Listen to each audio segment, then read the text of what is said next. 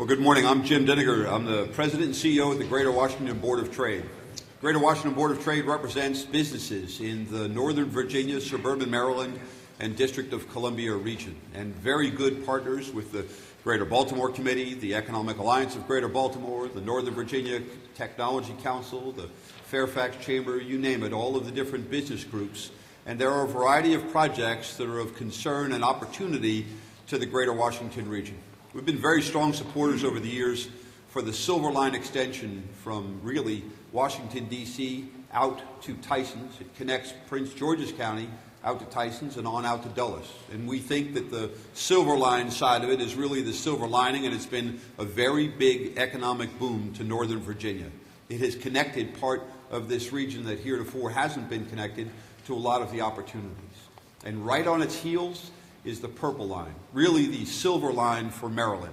And it connects so much as it relates to where the opportunities are in Maryland that I think it's time that we start to put more and more of a spotlight on that. And so today, with a distinguished panel, a variety of experts that are going to share the latest updates and some strategic thinking, and then input from all of you, representatives from all stripes of the business community, the involved community of Prince George's County and Montgomery County, and throughout Maryland, we want to hear about how we can continue to advance the Purple Line in Maryland. We're pleased to be joined today by Prince George's County Council members Andrea Harrison, Danielle Glaros, and Denny Tavares. Are they here? Thank you all very much for joining us. I understand that from the Montgomery County Council, Roger Berliner is here. Is that right? Roger, thank you so much. Roger already bought his ticket for the Purple Line. Nichelle Schultz, representing Senator Barbara Mikulski. Thank you so much for being here. Right here. From the office of Senator Ben Cardin, Ryan Middleton. Ryan, thank you so much. Joan Kleinman, representing Congressman Chris Van Hollen. Thank you. Representing Congressman John Delaney today, we have with us Kevin Mack. Kevin, thank you so much. We're representing the Montgomery County Planning Board, Commissioner Natalie Fanny Gonzalez. Thank you. And Betsy Bossart of the Congressman Steny Hoyer's office. Thank you so much.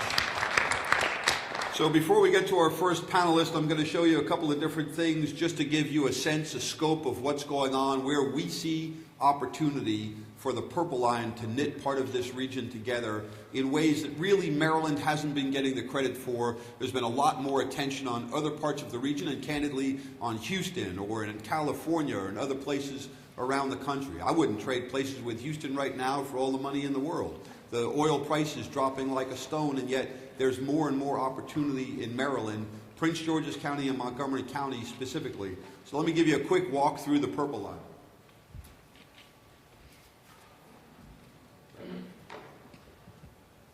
Our Purple Line map takes us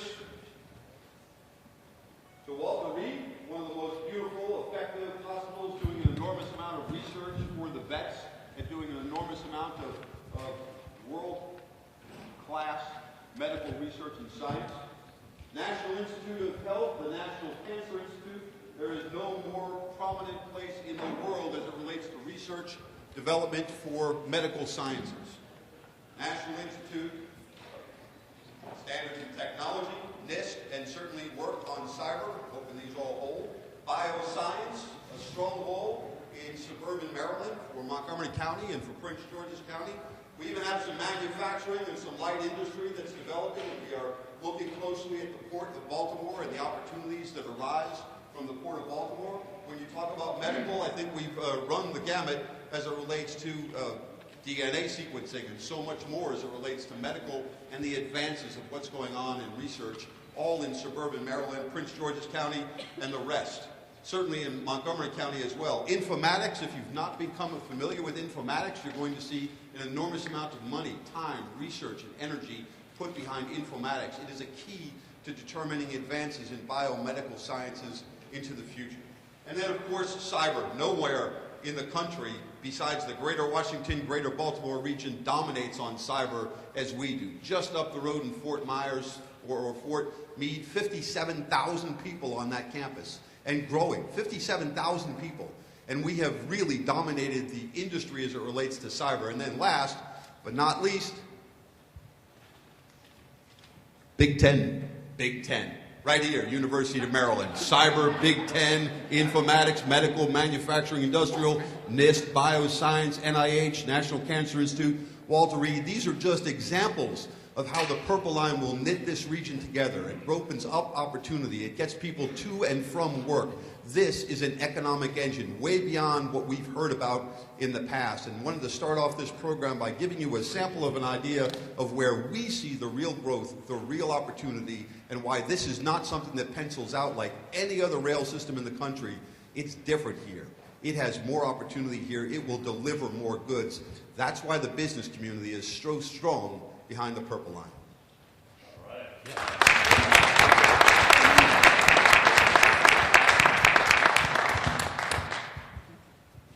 So with that, it is my distinct pleasure and honor to introduce Montgomery County Executive Ike Leggett to share with you his views on the Purple Line and why it's so important for business to get behind this, Montgomery County to get behind this, and certainly no one speaks better to it than County Executive Ike Leggett.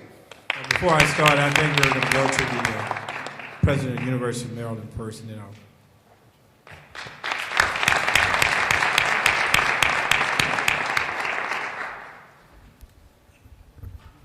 Good morning, Jim, and welcome everybody to the University of Maryland. I'm very pleased to welcome you here to the Riggs Alumni Center and to say, first of all, and above all, we at the University of Maryland are all in on the Purple Line.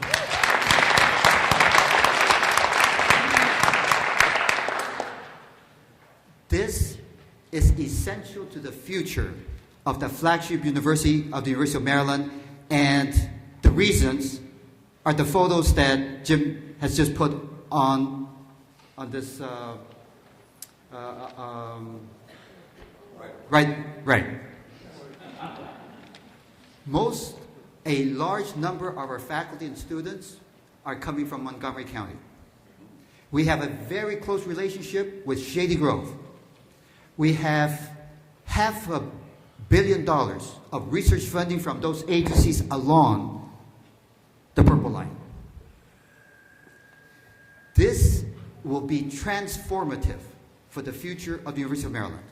If we want the flagship university to ascend in the ranks of the great public universities of this country, to attract the best faculty and the best students, to continue doing the research that spawns jobs, contributes to economic development, to growth, we need the Purple Line. The future of the University of Maryland is tied to the Purple Line. This is why I must excuse myself. I have to go to Annapolis to be at the governor's State of the State. And if I have the opportunity, I will say to the governor, please support the Purple Line for the future of the state and of the flagship university. Thank you very much for being here and for your support.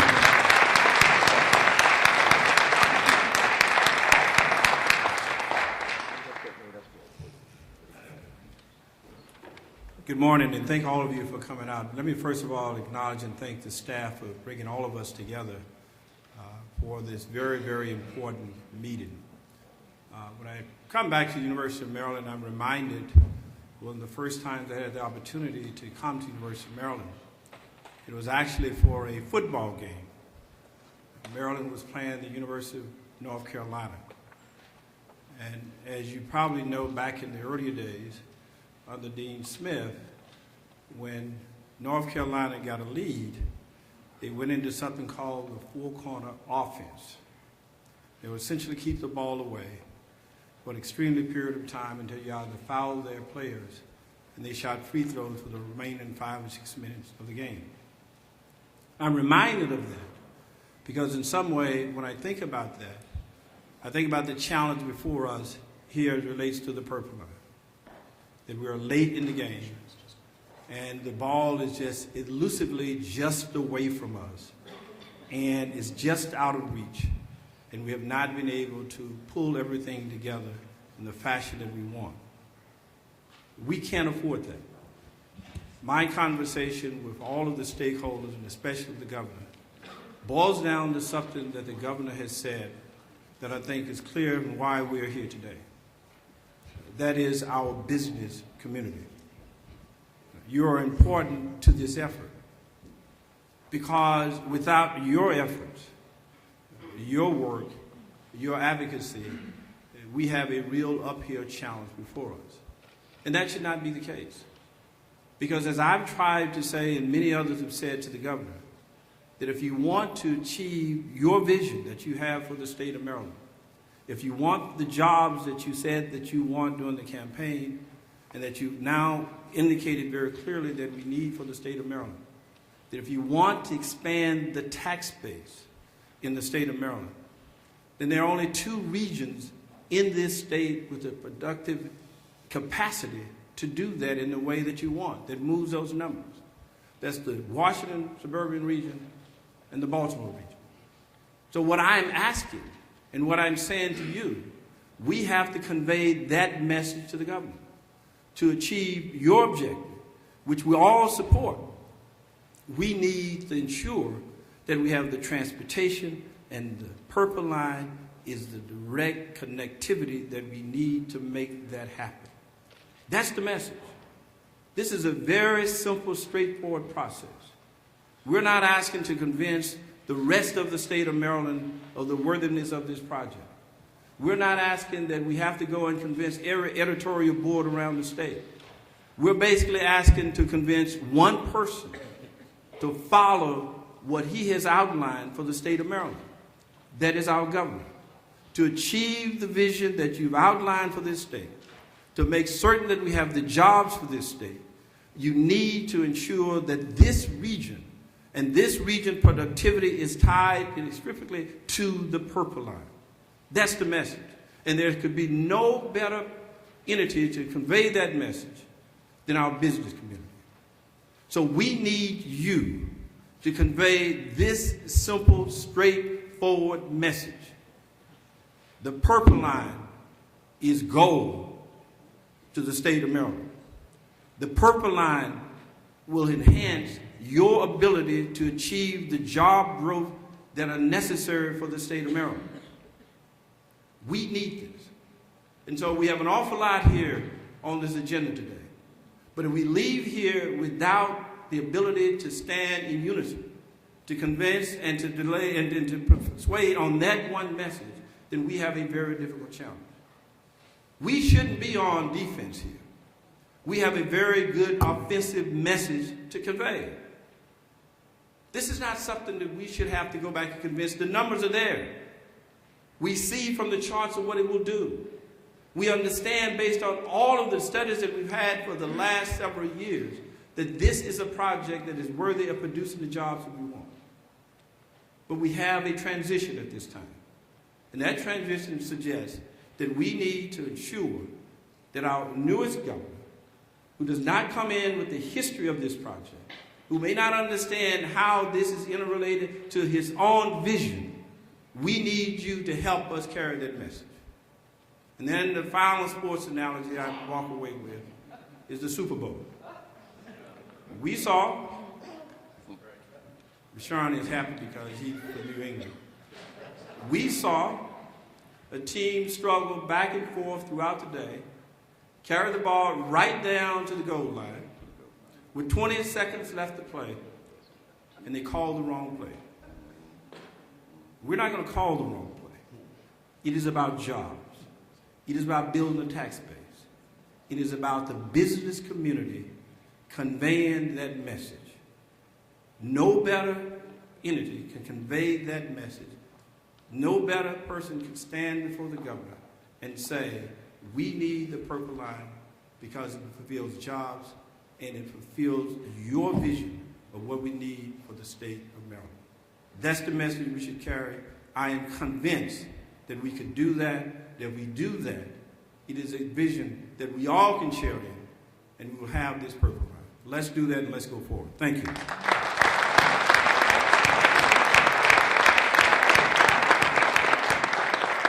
In Montgomery County, County Executive Leggett has been a stalwart for the Purple Line. And certainly as a regional representative, he understands what has gone on as it relates to transportation to enhance the quality of life County Executive, from the start, you've been a strong supporter of the Purple Line. We greatly appreciate it, and we appreciate your constantly speaking out on behalf of it. Thank you very much. Another county executive on the other end of that Purple Line connection for Prince George's County, Rashawn Baker. Rashawn Baker is the county executive who's been pushing and pushing and pushing just as well on the Purple Line and the opportunities to expand the thinking, to expand the ideas associated with the Purple Line, and to bring more and more of the opportunities to Prince George's County and more of the opportunities for the residents of Prince George's County to the rest of the region, certainly to the rest of the greater Washington region and throughout Maryland. Please join me in welcoming County Executive Rashawn Baker.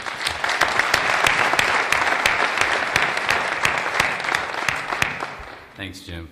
I'm glad I'm going after County Executive Leggett, because then he can go all the details and how we got here and why it's so important.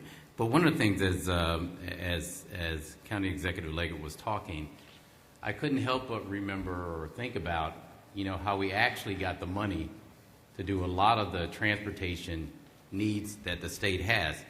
And the reason we got that was Ike has been pushing for an increase in funding for transportation, understanding that if the state is going to grow and grow its business climate, we need the resources to do it. It is ironic that when we finally get the resources to do the things we need, that the very people who did not support increasing revenues are now saying we want those revenues to come to us.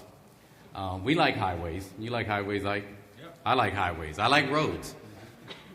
But one of the things, and I think this is the important part of why we support the Purple Line, for both Montgomery County and Prince George's County, it is not simply about moving people back and forth. It is about growing the commercial tax base for the entire state. It is about creating jobs and opportunities and quality of life around, as Ike said, the greatest region in the state. Ike was he was right, and we said this when we met with Mayor Stephanie Rawlings Blake. The two places that are going to grow the tax base and the job opportunities in the state are going to be the Baltimore region and the Washington region. It just so happens the Purple Line in the Washington region and the Red Line in the Baltimore region are what is needed in order to grow that. So we need you to make that case to the governor. He's a businessman. He says he wants to hear from the business community, and you're the business community. We get it. Ike and I get it. Our councils get it. But we need them to understand, and the governor to understand, why this is so important. This is not just, as I said, about transportation. It is about creating job opportunities and growing the commercial market. I want to say on behalf of this administration that we're going to do everything we can to make sure the Purple Line happens. I was at an event last night, and it's budget time, and the budget is always tight. And like most jurisdictions, we're facing a $117 million budget deficit. And the way you get around that is to, grow the job opportunities. So we're investing in growing the job opportunities, and this is a place where we're going to invest in it. But one of the speakers came up to me and she talked about the Purple Line and the need for it and how many jobs it was going to create and how this was important, because the speaker before her had talked about we need job opportunities for our young people in Prince George's County.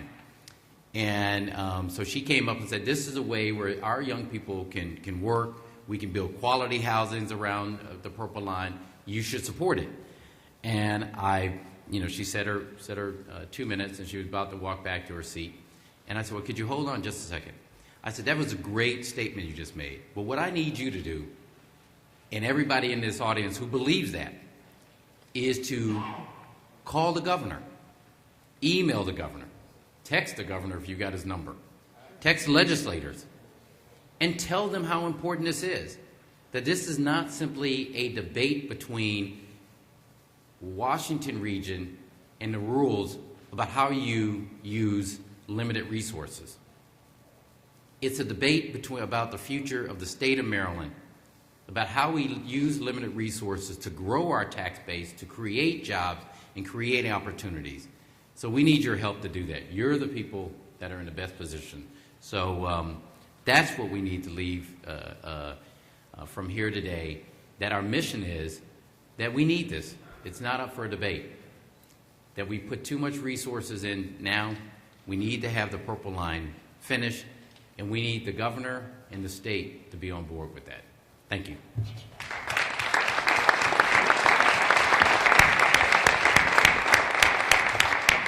County Executive Baker, thank you so much for your leadership and your consistency on the importance and the value associated with the Purple Line. I didn't bring the one that would have been somewhat presumptuous that said FBI on it, but on the other hand, I do have it in the box. I do have it in the box. You know, we're, from the Board of Trade's perspective, we're certainly not turning our back on Virginia and the District of Columbia.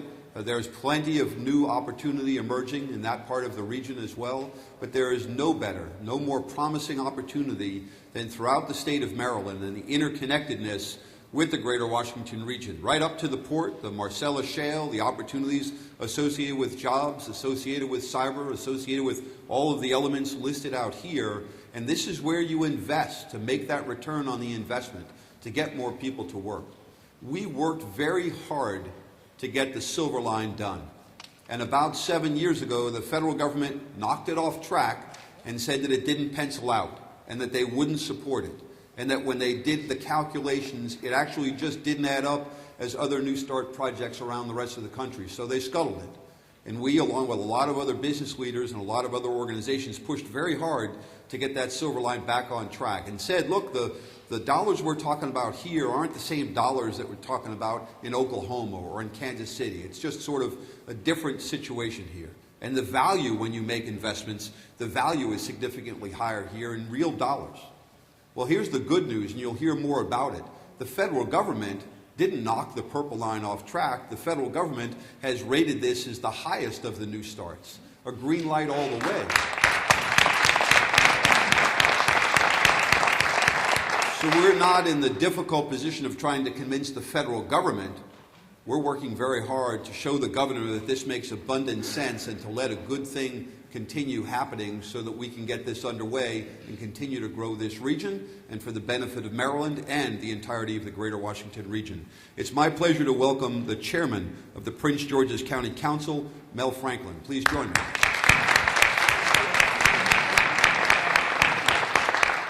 Let's give Jim Denninger another round of applause. There is no more eloquent spokesman for the greater Washington region than you, Jim. Thank you so much for your eloquence and your intellect when talking about our region. And it's always an education when I have an opportunity to listen to you. I'm glad to be here with County Executive Leggett, County Executive Baker, Council President Leventhal, my colleagues on the County Council, Danielle Galeros, who's from District 3. This is her district, and she's a big advocate for the University of Maryland and the Purple Line. Councilwoman Denny Taveras, who is also represents the area just adjacent, another huge advocate for the university and the Purple Line. Thank you for both for being here. And to Montgomery and all of our other colleagues, as well as our business community, you are the VIPs today. We are here to talk to you about the importance of this project. But I got to tell you, today is not a day about two jurisdictions. Today is a day about the greatness that our state can become when we embrace the ideal that strengthening any part of the state of Maryland strengthens all parts of the state of Maryland. We rise and we fall together as one Maryland, as one community. That's got to be our message for the Purple Line. There is no great example of this than this project. But I do want to share something. I got news for you. The Purple Line is not just a transit line. The Purple Line is a jobs line for the thousands of workers that it will employ, who will inject millions into Maryland's economy. It's an opportunity line for the countless numbers of communities that will be revitalized and that will be strengthened along its path. And the Purple Line is a prosperity line for the new and sustainable development that it will create, attracting investment from around the world. In short, the Purple Line is that rising tide that lifts all of Maryland's boats. So our message to the governor has to be simple. If we are serious about the jobs of the new economy, if we are serious about creating opportunities for Marylanders across this great state, if we are serious about bringing the world to Maryland with investment from around the globe, we must make the Purple Line happen. Part of our greatness as a state is our determination that we're all in this together. From the mountains of Western Maryland to the banks of the Eastern Shore, from the dynamic Washington region to the vibrant Baltimore region. We are tied together by what Dr. King called that single garment of destiny. We are one Maryland, and together we must build the Purple Line. Thank you.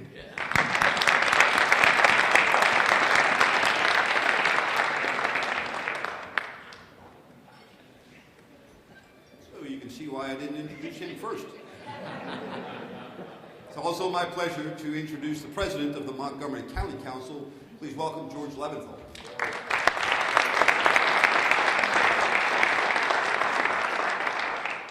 Thank you all so much for being here, and a special thanks to Ike Leggett and Rashawn Baker for pulling this together.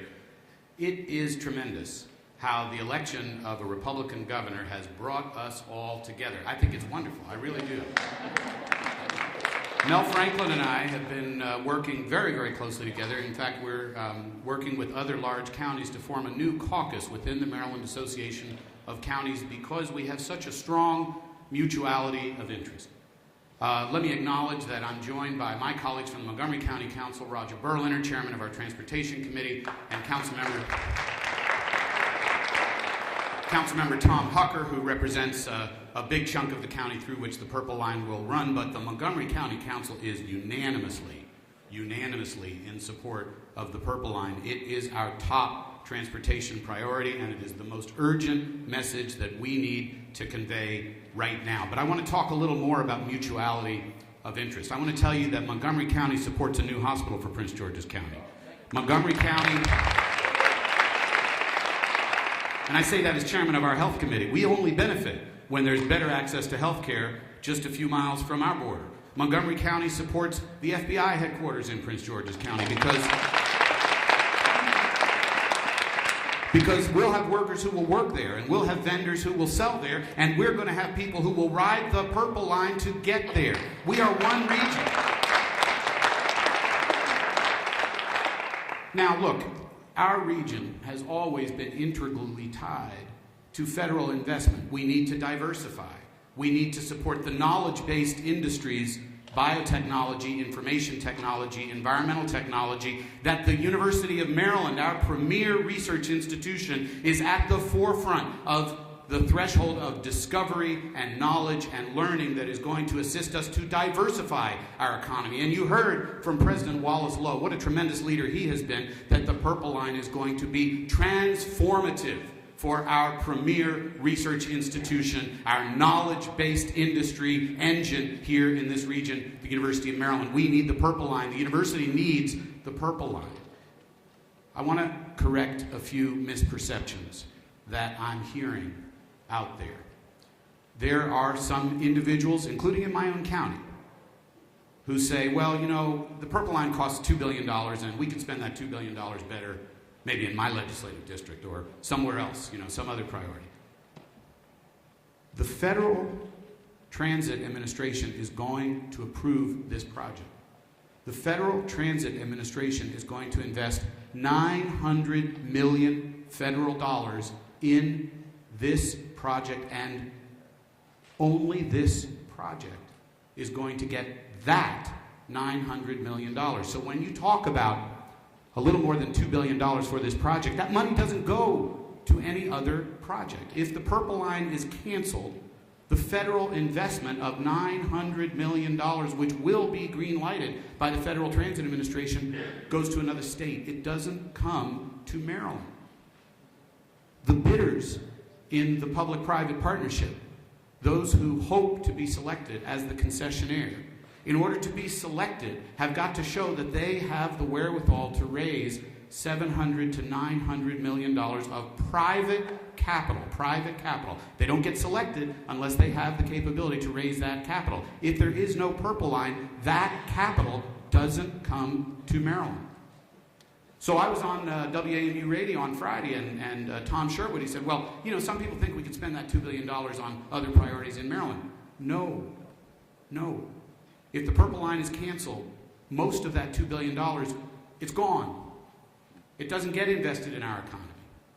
We don't get the ability to say, no, I'm going to take that $2 billion and put it into some other project. It's gone. Maryland doesn't benefit from it. We'd have to be insane to walk away from that kind of infusion of cash. Now, I want to congratulate Governor Hogan with great sincerity.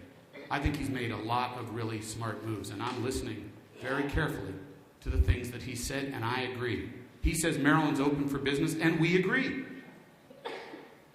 He said that his fundamental test on every policy question is, will it make it easier for families and businesses to come to Maryland and stay in Maryland? And we agree. And he said in his inaugural speech that he would never make decisions on the basis of partisanship, and we agree. And so the two largest counties in this beautiful state are working together more closely in a more unified way than we ever have before, not on a partisan basis. We agree with our new governor. And so if your test is, will it make it easier for people and families to come and stay in Maryland, the Purple Line will make things so much easier for individuals to get from home to work, to meet GSA's qualifications for FBI, to transform the University of Maryland, to make it easier for students and faculty and researchers and industry to get to this huge knowledge hub right here. We know the reason we're having this meeting here is because this is the beating heart of our knowledge economy.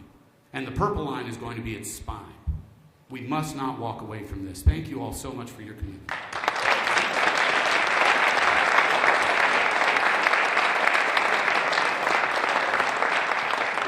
Thank you so much for those inspiring words and clear direction. I'd like to thank all of our program panelists, our leaders for the Greater Washington region, for Montgomery County, and for Prince George's County. Please join me in welcoming or thanking our panelists for making this happen.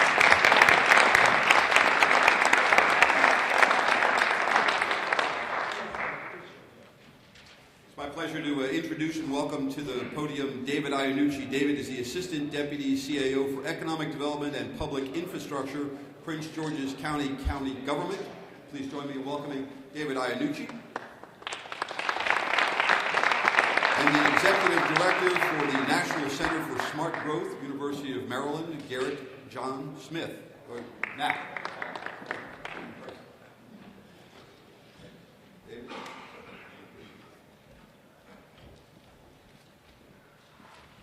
Thank you. Good morning, and thank you all for being here.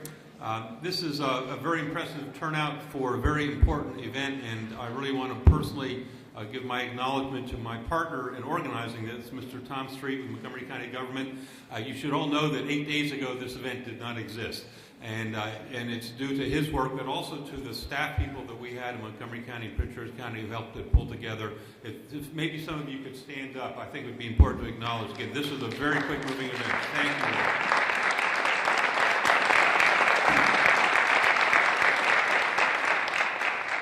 I also want to acknowledge Prince George's County CAO Nicholas Majette, who was just in the front row there, and thank you very much for him being here.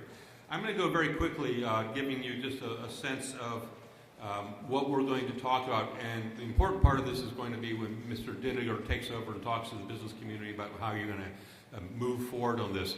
But the panelists, we're going to give you kind of Purple Line 101 to make sure we're all on the same page. Basics are 16 miles, 21 stations. The Purple Line, actually, you can see it on the map there, will connect with 4 metro lines and 3 MARC lines. So it really will be an important east-west connector from a transportation perspective that we really have not had in the Washington metropolitan area. There are many stakeholders involved in this project, and you see some of them listed there. The lead clearly is the Maryland Department of Transportation, the Mass Transit Administration, But the counties, both Montgomery and Prince George's County, many municipalities have been key stakeholders, leaders in the business community, frankly in labor and in nonprofit organizations. I know we have representatives from CASA here, and thank you very much for your leadership. So this is truly a massive effort that brings together people from all walks of life. The basics, you see 65,000 riders are projected.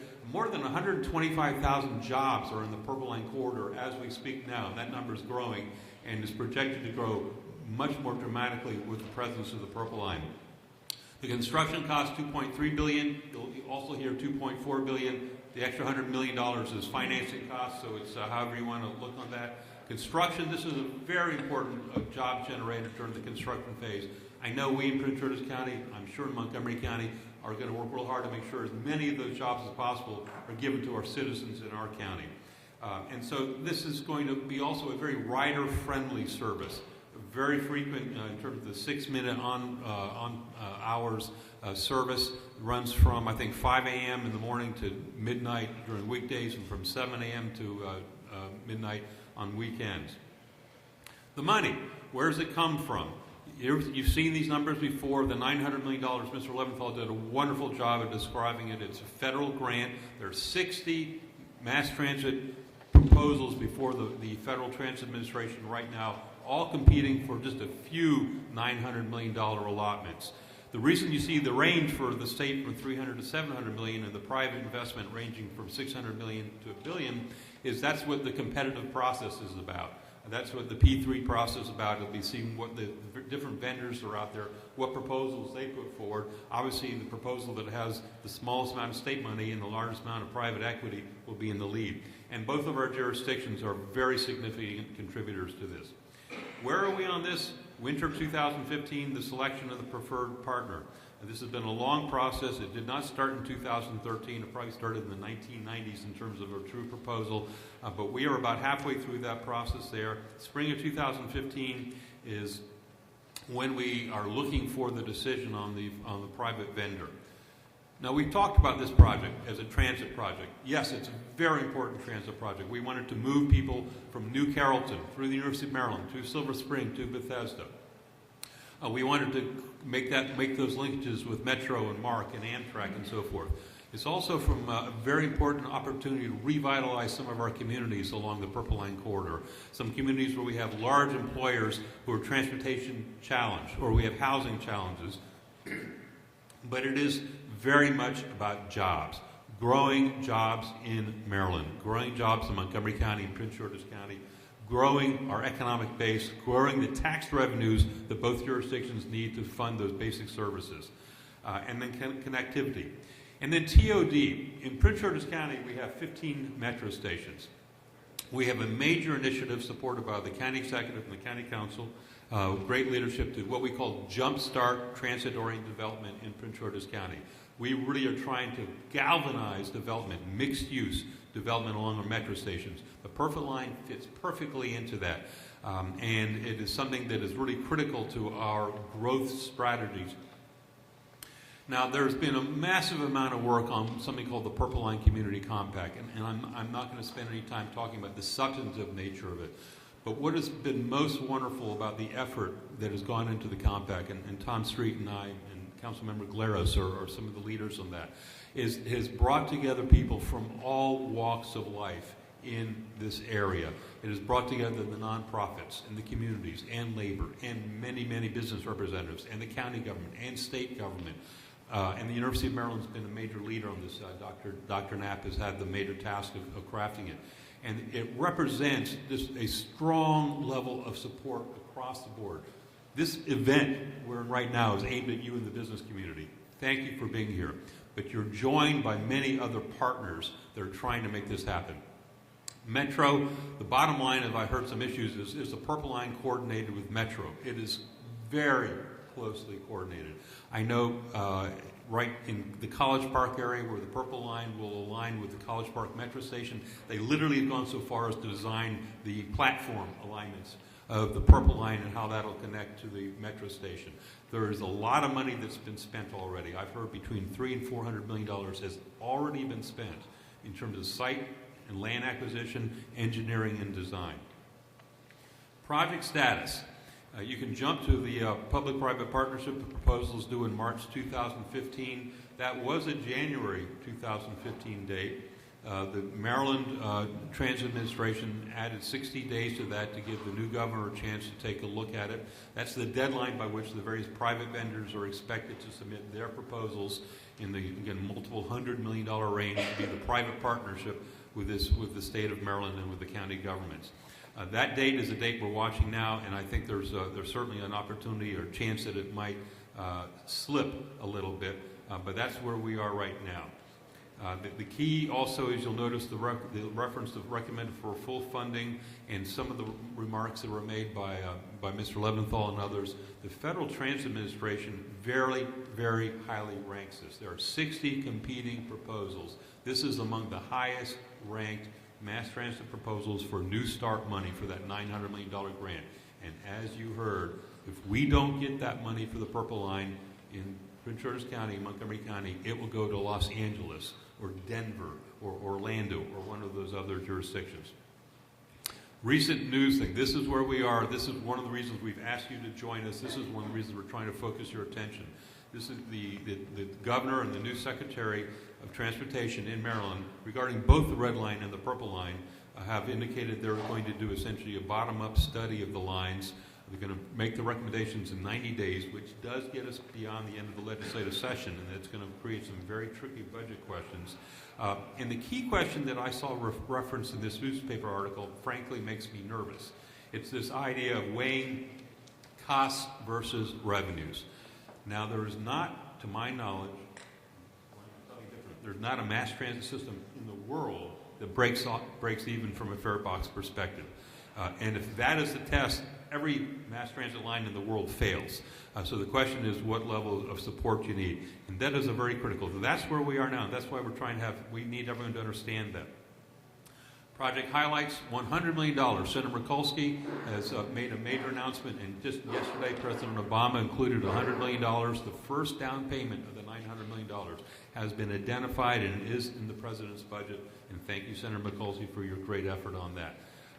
The state is working with Montgomery County and Prince George's County to finalize an MOU that deals with all the hundreds and hundreds of technical details on this project, and it's gone, a major amount of work has gone into that. So that's how we got to where we are in terms of where this project stands from a technical standpoint, from a transportation standpoint, from an economic standpoint. But Dr. Garrett Knapp of the University of Maryland Smart Growth Institute will talk about the economic impact of it, followed by Mr. Metcalf, who will give us an additional presentation. So thank you very much.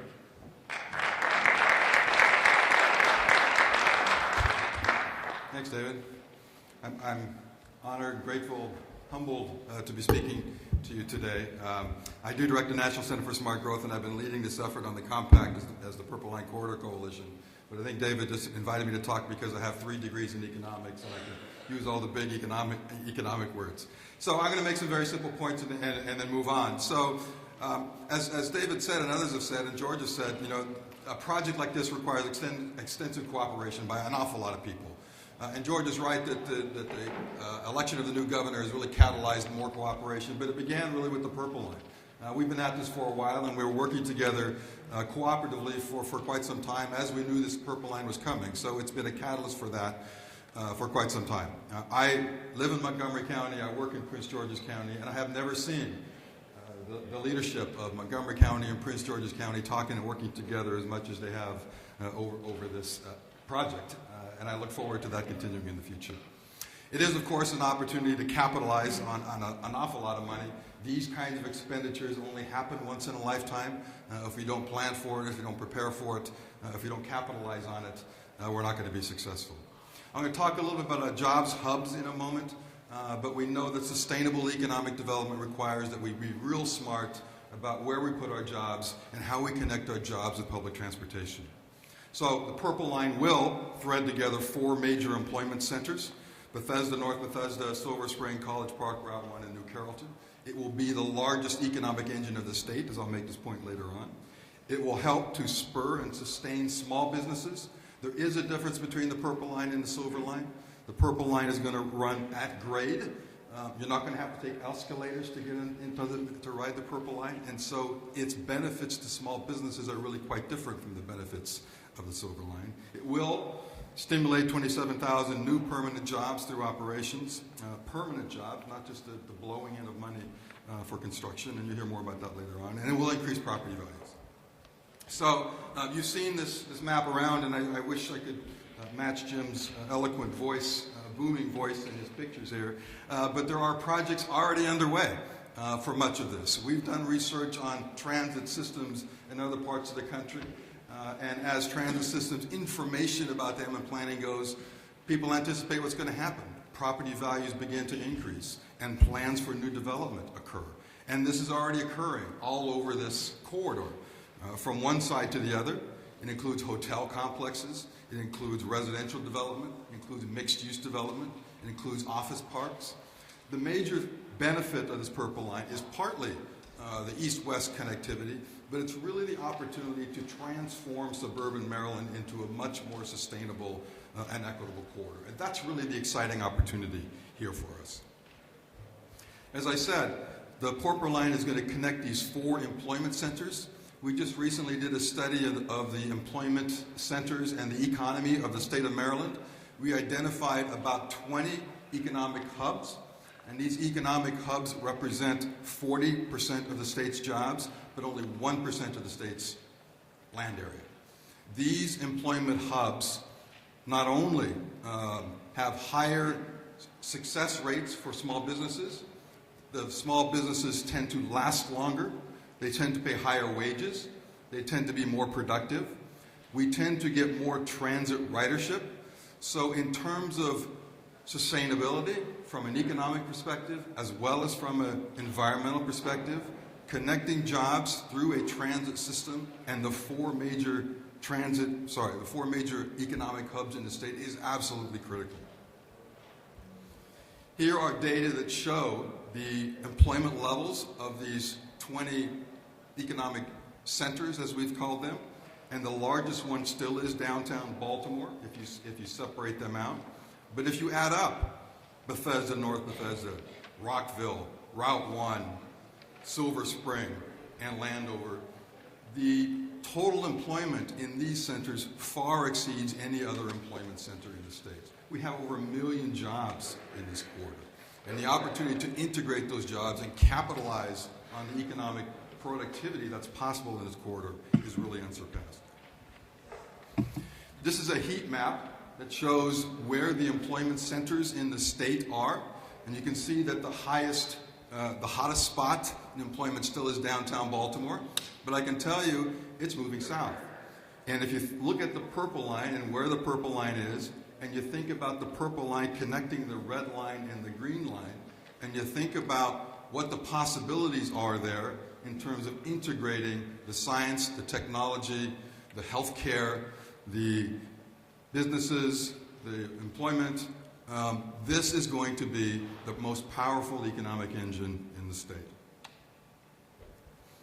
Again, it's difficult to match Jim's nice little cartoons here, but we do know that this corridor is one of the knowledge centers of the state.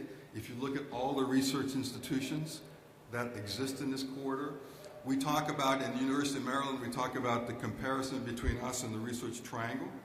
But if you think about all the research institutions that we have in this corridor, we surpass the Research Triangle. And we can be the knowledge center of the state, and the Purple Line is really central to creating a sustainable, walkable environment where people can easily get from one place to the other, create the kind of walkable environments that millennials are going to be attracted to, and facilitate the integration of intellectual leadership at all these institutions, which will make us the knowledge capital of the nation. David?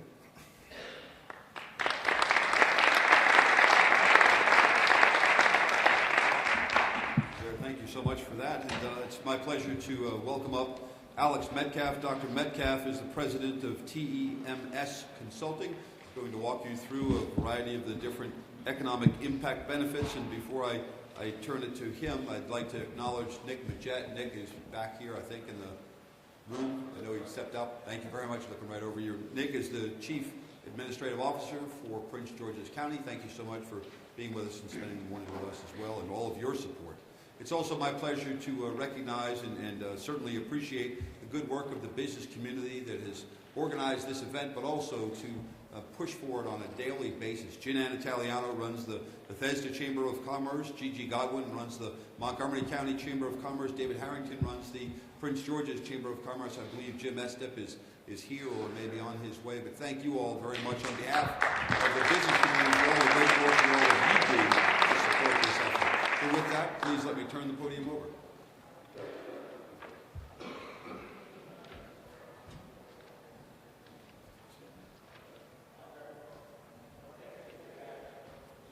Well, thank you very much for inviting me here today. It's a great project to have worked on, and we're very excited about the prospect of this big project being developed as a P3.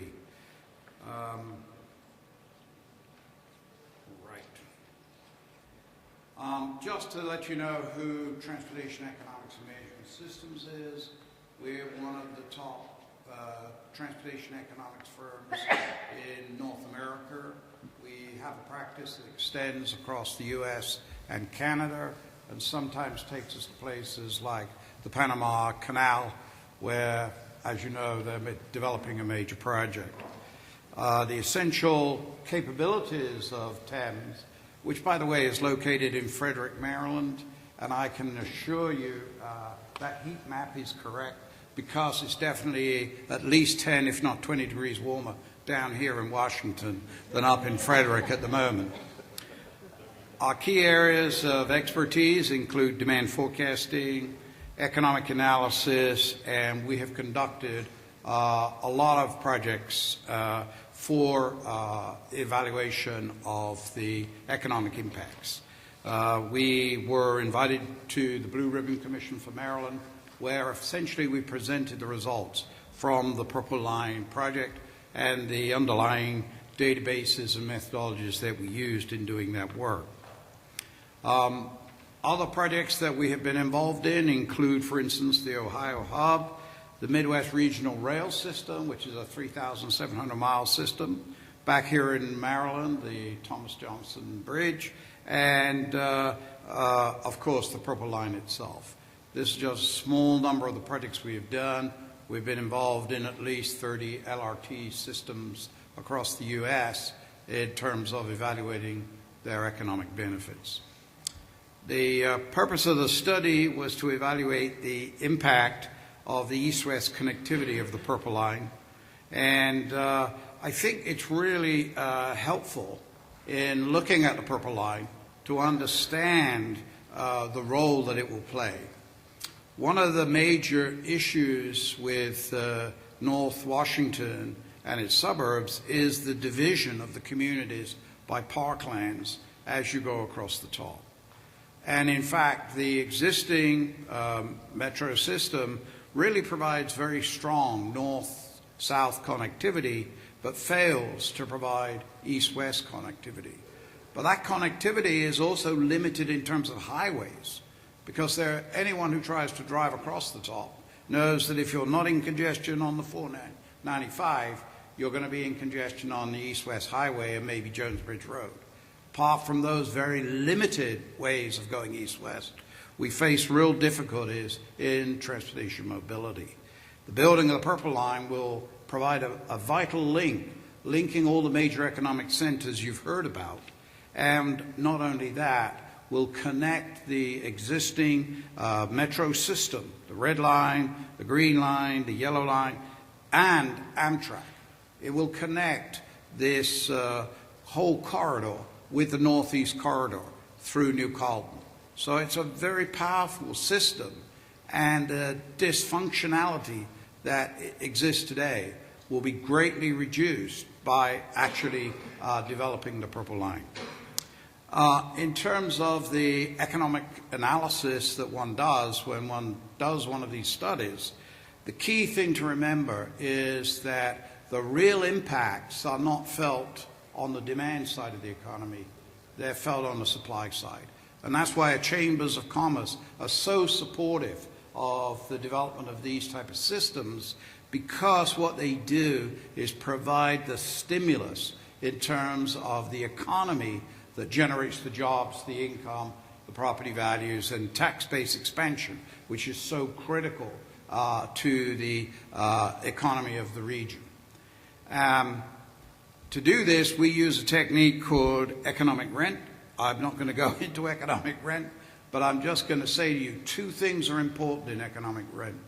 One, the responsiveness of your economy to transportation system, and two, the ability to improve accessibility. That's why I'm emphasizing to you the dysfunctionality of the current transportation system, because what the Purple Line will do will provide a massive increase in the accessibility across the top of Washington. I'm not going to go into the actual model. I just want to point out one thing that came out of the economic rent analysis that we did for the Purple Line. And that is that the beta values that are on this column are very large. As a matter of fact, when we saw them first, we thought it was a mistake. We have never seen beta values greater than 2.5. And why is that? It's because the dysfunctionality is very significant and the strength of the economy is so large. I think Montgomery County is the 5th richest county in the whole of the U.S. So it's the two things combining that make the Purple Line so valuable and give rise to all the enthusiasm about the way it's going to connect up the communities, the way it's going to connect up business, the way it's going to make life much higher and a higher quality of service in the region. In terms of the specific benefits, you've heard a lot of numbers about jobs being created, but the supply side model tells us about not temporary construction jobs, which are useful and very helpful, but long-term productivity changes in the economy. That is why the Purple Line is so important. It is going to change the productivity. It's going to take this region to a new level of economic activity. And that, I think we've heard already told to us by the previous presenters. The fact of the matter is that we're not just going to create some jobs putting in a rail line. We're going to create jobs in professional services, in manufacturing, in healthcare, a whole range of activities that previously we weren't able to do. In terms of the employment, the total that we estimated was about 22,355 jobs, which is actually very significant because we're talking about that over the life of the project. So we're looking at more than 800,000 man-years of work, which is very, very significant. So our job creation, about 27,000 jobs per year, or 800,000 person-years of work. An income of $1.8 billion for the local community. So that is something equivalent to $36 billion. That's a huge number for a $2 billion investment. If you want to talk about what this will do to the economy, my advice to the Prince George's and Montgomery County is to tell the governor about the relationship between the investment of $2 billion and the creation of $36 billion over the next 20, 25 years. And we are going to increase property values along this corridor to the extent of $8.4 billion. So we get a 4 times factor against the TOD in this corridor. Those ratios are higher than any of the averages that have been put out for typical corridors. And that's because this corridor is so powerful relative to a lot of corridors that exist elsewhere. And we have just come back from Norfolk, where Norfolk's wave has been seen as a huge success, despite the fact that it doesn't have a fraction of the underlying economic strength or the accessibility dislocation that exists in this corridor. In terms of the return to government, the most important thing is the Purple Line will expand the tax base. Now, what's important about expanding the tax base is that it will create a $4.7 billion over the life of the project in terms of extra money to government. So we're asking the government to put in $2 billion, and they will get back about twice or 3 times that amount in tax revenues. And that's from the income tax and local taxes and sales taxes. The return is very, very significant. Temporary jobs will be created, and there will be some construction jobs. But that is really a small part of what the benefits are for this project. So it's not really the construction, very handy. I'm sure the chief executives and chairman want to see lots of jobs created quickly. We all want to be shovel ready. But the fact of the matter is that it's the long-term productivity, high-paying jobs that are really going in 20 years' time to make this investment look like a wise decision. So we think that this will have a very real impact, and that we're going to increase output very significantly by developing this corridor. So we see the economic supply side case for the corridor as being productivity benefits. That's growing your economy. That's money in your pocket. Will be very, very significant with 27,000 jobs created. Remember, that's 800,000 person years of work over the life of the project. Property value increases of $8.4 billion, which is why the private sector can get involved in this project, is because the TOD around the stations will be very, very significant indeed. And we think the overall return to government in terms of extra taxes will be very, very significant. So we really see from an economic perspective and have to agree with the notion that this is one of the top projects that FTA has a chance to invest in. And that is why they have put it to the top of the list, is because they see it in the same terms as we see it, and we think that this really, really, really is a project that must and ought to get done. Thank you very much.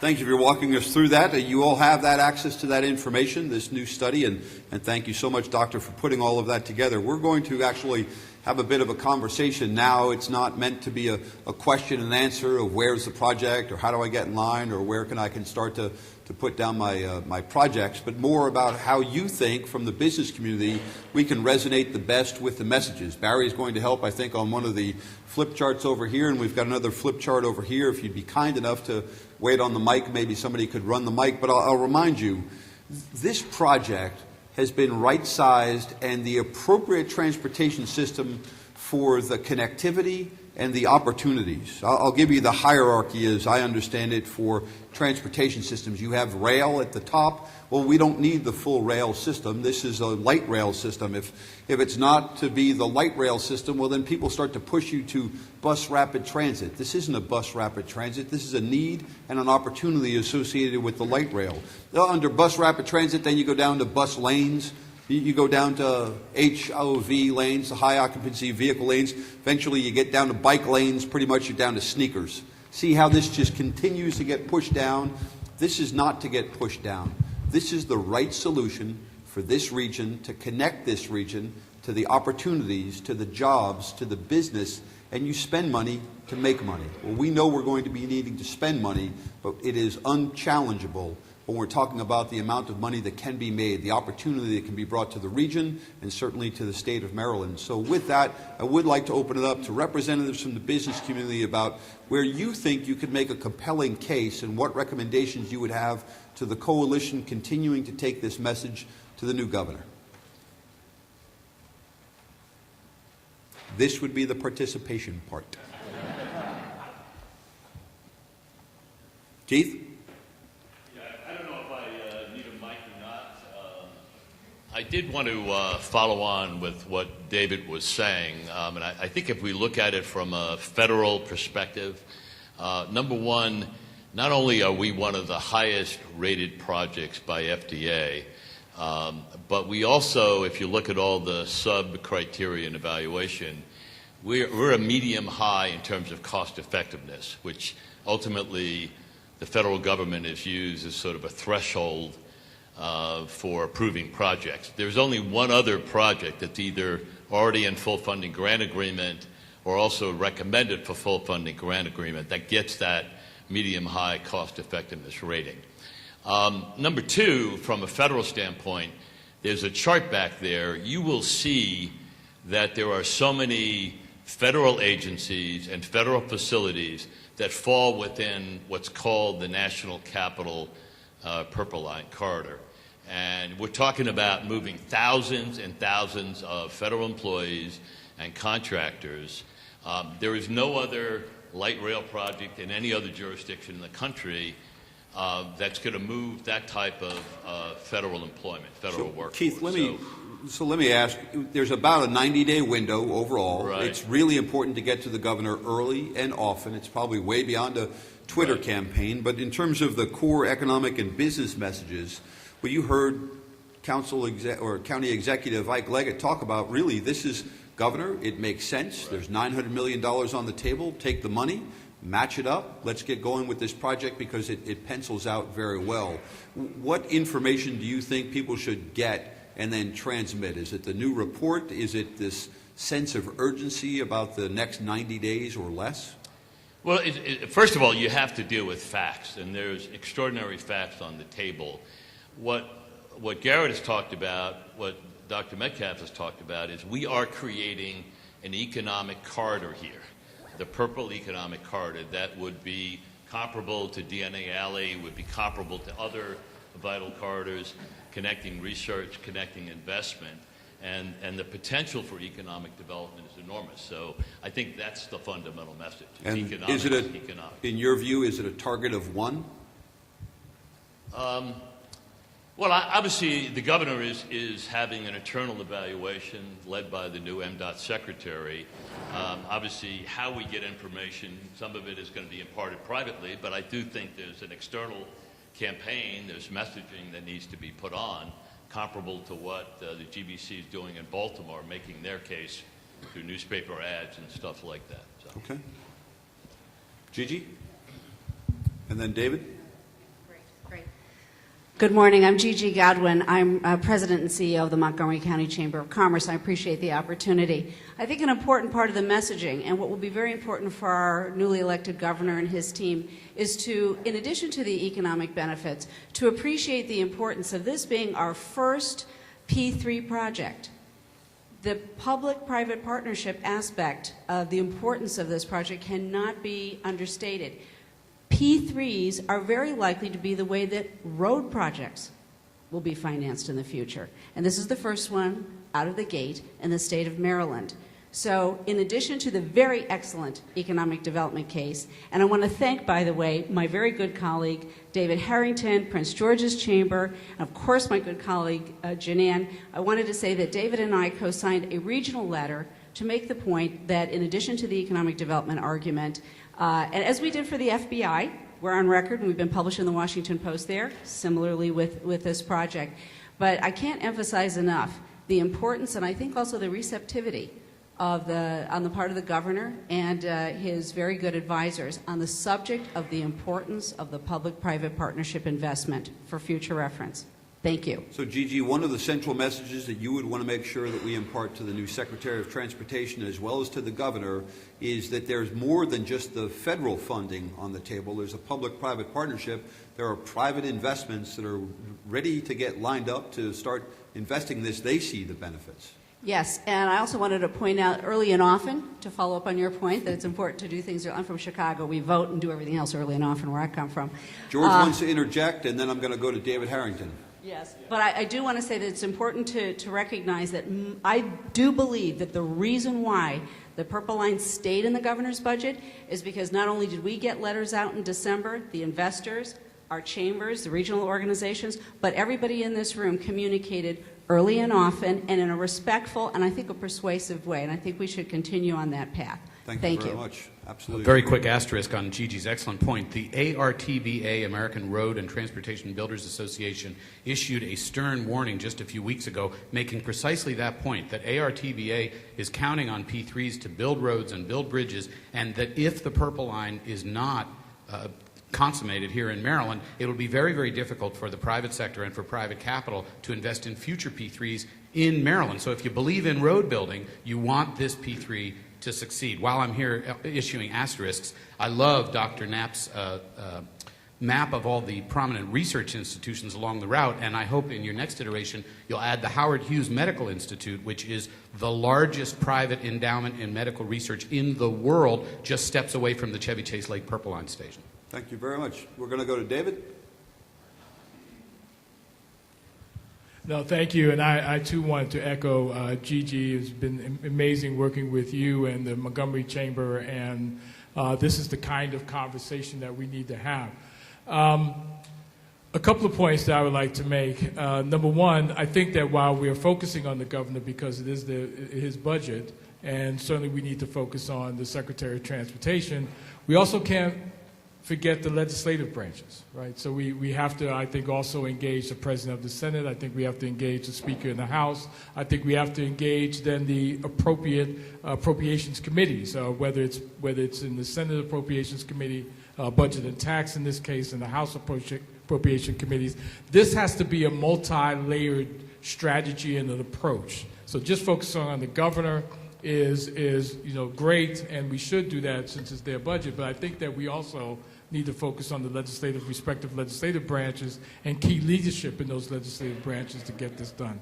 That's number one. Number two, what I would say is that, so the argument that's being presented is what I would call an opposable argument, right? So on the one hand, we're saying, look, we're in dire straits. There's the almost $2 billion deficit.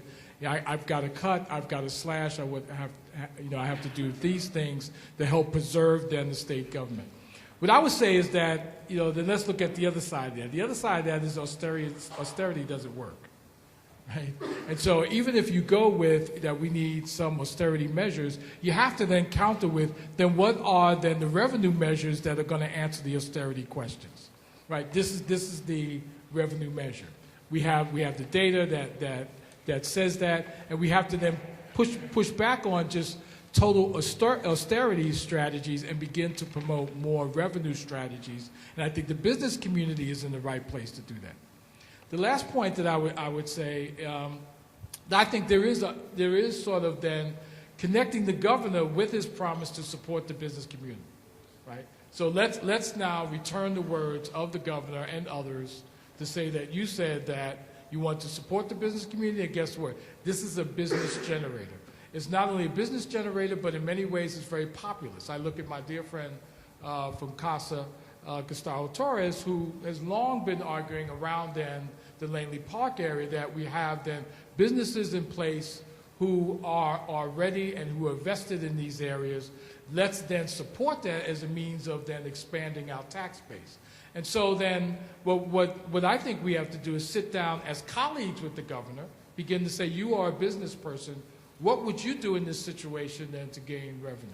And that this is a strong business model to sustain what's going on there, but to advance this small business in a way to create more tax dollars. So David, what I'm hearing is certainly don't overlook the legislators, and I think we need to add to the list that there needs to be a campaign that's reaching out to the key legislators on this. We have to get our deal points identified, and I think they've been identified. I think we just need to get them narrowed down so everybody feels very good repeating them. And I'll also mention to everybody that, the metro system was a hub and spokes 40-plus years ago when it was designed. And everybody had thought, gee, the center of gravity was going to be the District of Columbia, and let's all come in from the bedroom communities. But in those 40-plus years, that hub has created other hubs like Bethesda and Silver Spring and certainly College Park and Tyson's Corner. And when you look at those hubs, they need to be connected in different ways. This connects those hubs in a remarkable way, and I will say that I do think that part of the effort, Keith, that we can coordinate on is it can't just be the Montgomery Chamber and the Prince George's Chamber and the Board of Trade and Bethesda. It actually needs to be the group of people who work in biosciences, and there should be a letter from them. And there should be a letter from Marriott, and there should be a letter from Discovery, and there should be a letter from the people involved in cyber who are involved in the different aspects of the clusters that we've talked about. The governor it'll be unmistakable to him and to his team about this is the future for Maryland, certainly the future for this region, and one of the leading economic engines in the United States. I think if we can start to peel it off and go specific into those clusters, I think we'd make some compelling cases. But I think I also think that we have to express this in the urgency of now. We cannot allow for to say, well, we're still considering this. Do you mind closing that door back? Because the investment for this is right now. The budget from the federal government is right now. The P3 is right now. This conversation has to have a sense of urgency that we need to hear, that we need to know that there is a sense of commitment as soon as the legislature ends, because then there will be some retraction from the business community. So I think I want to make sure that people are walking away with specific message points. We will then send it back out to you for use as you see fit, and we encourage you to write those letters, to take those meetings. I think when Mel Franklin spoke of the prosperity line, that there probably is no better shorthand for the reality of the purple line. Yep, we're sort of with the color, have that, understand it, but prosperity is what we're talking about, and this is where you really do make the investment. A couple of other comments and recommendations back over here and then here. So Barry in the back, third row. Thank you.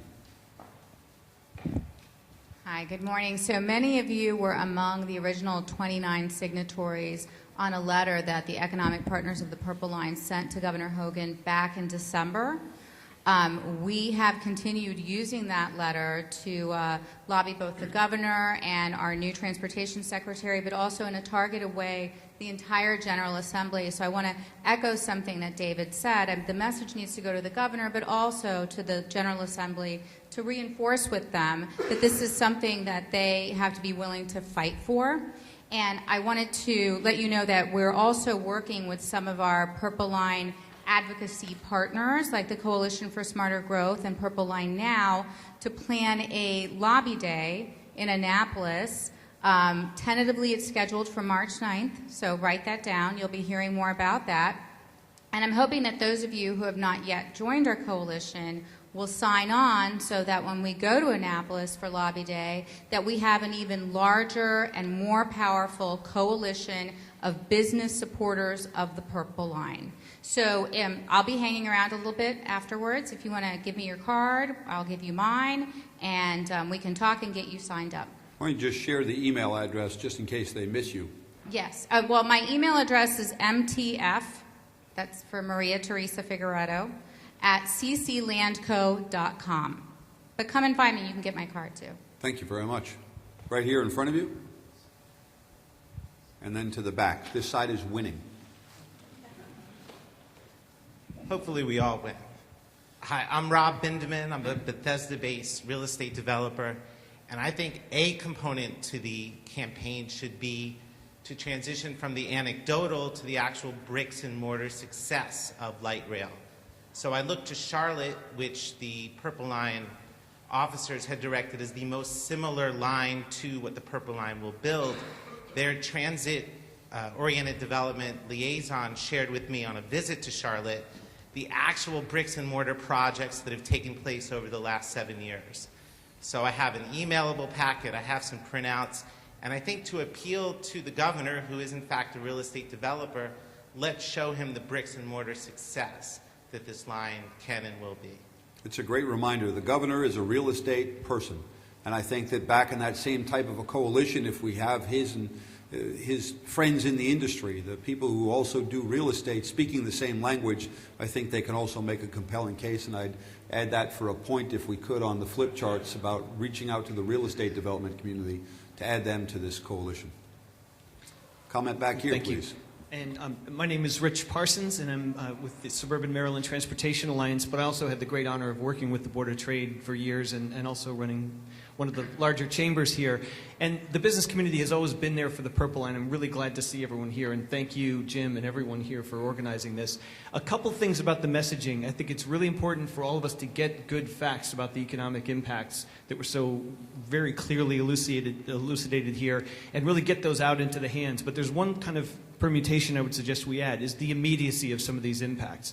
The construction jobs may be a small part of the overall 20-year economic benefit for this project, but those construction jobs start almost immediately with the planning, the design firms that will come in, the P3 partners, and all of that will affect this current fiscal year. This is an almost shovel-ready project. Let's not forget that. This has been through a tortuous, decades-long planning and review process, and it's at the finish line. So really focusing on not just these long-term 20-year time horizons, but there's a significant economic benefit that will hit in this fiscal year with new jobs that are created. So that immediacy needs to be put forward. And one final point in cautioning all of us here, I don't think I need to say this to the business crowd, but when dealing with some of the broader coalition partners, this is a real issue. We are not going to get anywhere with this governor or this transportation secretary if the messaging pits this project against road projects. There's no need to do that. There's no purpose for it. None of this money could be used for that anyway, as George very correctly pointed out. And we're not going to convince the governor on that basis. And so we have to be very careful that this project is easily sold on its own merits, and that's how we should sell it. This is a great project, and we need to be really focusing on the immediate impacts. So, Rich, go back on your main points. One, I think, is that this is an immediate benefit. It's Right. underway, and so this happens right away in terms of a lot of the benefits.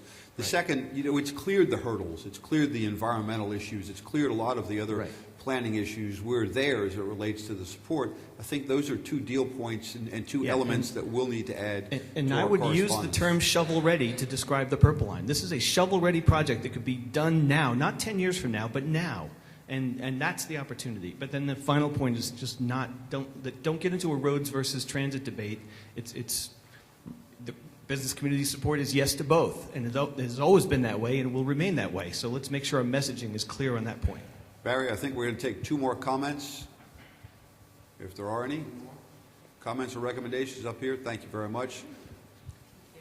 I'm Danielle Galeras. I'm the council member here in Prince George's County, representing University of Maryland, but also 9 of the 21 stops here along the Purple Line. So this project's of tremendous value for me and my constituents in the whole county and region.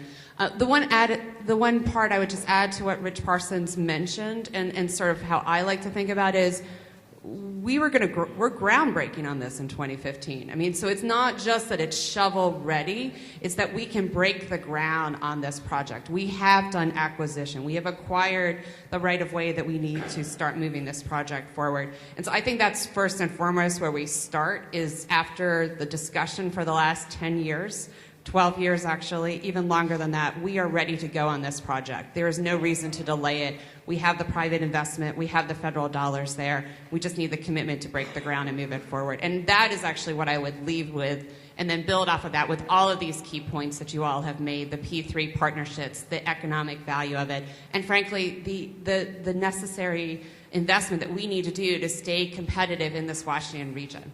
That ultimately is what I've been working on this project for 8+ years. It's always been more than just a project to move people. It's always been an economic development project for the entire region. So thank you all for coming here today. And the presentation's been amazing, and the actual data that Alex, you put together is really phenomenal. And I love the comments that George mentioned about this being really the spine for the knowledge economy. That was a really key point that I took away. So thank you. So thank you very much. I think what we've been hearing is that there are a number of good deal points, a number of good identified items to clearly bring to the governor's and to the legislators' attention, but in coordination with the good, strong, wonderful, and very successful efforts that have actually gotten us to this point, we'd like to reinforce it with more of the business community input, through and with the Chambers of Commerce. The Purple Line Now Coalition has done a tremendous job for yeoman's job for so many years to get that all together, and then to add a little bit more oomph, just to make sure that we get this over the goal line, that this is a project that clears the governor's desk and moves on to secure the federal funds and gets the projects going. And so with that, it is my pleasure to wrap up everything and thank Keith, you and your team for making this happen on very short notice, to Nick Majette, to David Iannucci, to our presenters today, and certainly to the leaders of the council here in Montgomery County and in Prince George's County, and most of all to the business community that's going to put pen to paper, that's going to sit down and send out some emails, that's going to line up some meetings, and we will help coordinate the effort. We're not leaving you all by yourself, but I will say we'll send you out more of the follow-up from this meeting. We will gather a small group of people that have got some opportunity to throw a bit more weight around, and we will throw your weight around with you included. Thank you all very much.